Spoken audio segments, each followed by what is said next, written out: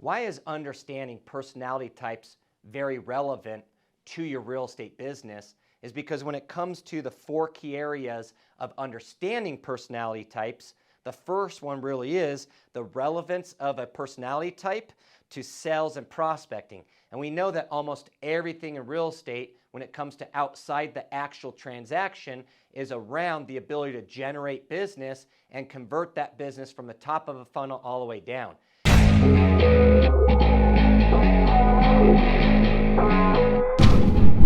And so the 4 personality types, when you look at somebody like a driver, you look at somebody like an expressive, an amiable, and or an analytical, the more that you understand the relevance of these, you can start finding out how to support them. A driver, quick, wants results, oriented to answering questions, isn't looking for you to answer with a long-winded question. They want a yes or a no and a quick explanation. Somebody who's just agreeing all the time is not necessarily a good thing because they're not necessarily telling us the truth around that of what maybe their concern or is preventing them from taking the next step in a sales cycle or process. We could continue to talk more about each of these personality types, which we will, but for today's point, the goal is to make sure that you understand the relevance to why it is important for you to learn a little bit more about personality types if you're working on improving your sales and conversion, because it'll help you build more rapport and it'll help you stay in communication with people, because there's a certain way that personality types communicate and want to be communicated back with. Now, it's also important to identify your own personality type.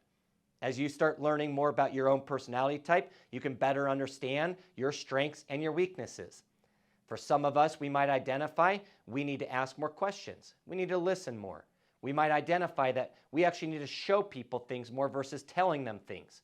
These are all very relevant to sales and conversion, but most importantly, you also learning about your strengths and areas of opportunity that can help you convert more leads and generate more sales.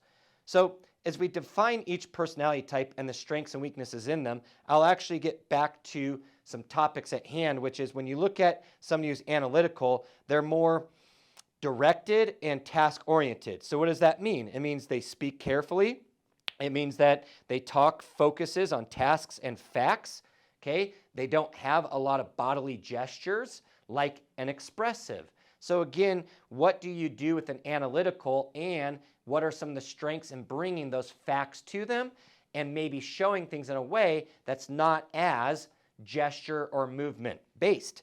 So now as you also look at, okay, I'm an amiable. They're people-oriented and directed. So we go people-oriented, focuses on people and relationships. Okay, they are good with body language and gestures. They want to make sure that, hey, you know what? It's not nice to be interrupted or disposed of when it comes to a conversation. So we need to give them our time. We need to make sure that we're listening to. When you look at a driver, they're task-oriented but tell-directed, meaning not ask-directed. They want to be told. So as you look at a driver, you could say tell-directed. It speaks quickly and with forcefulness, can tend to interrupt others, tends to lean forward. All right, we could look at task-oriented, and we know that, hey, they controls expression of personal feelings to others, limits facial expressions. These are things that as you start learning more about these, you'll be able to connect better with other people's personalities versus asking everybody to adopt our own. Now, those are just a couple examples of defining each of the personality types,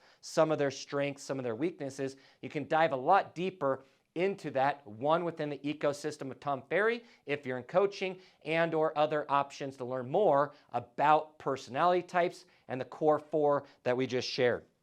Lastly, as you start identifying changes in natural communication styles and the need to accommodate different personality types, what you'll find out is that your conversions will improve because you now have changed a limited belief that it doesn't matter what somebody else's personality style is, you're going to communicate to everybody the same way.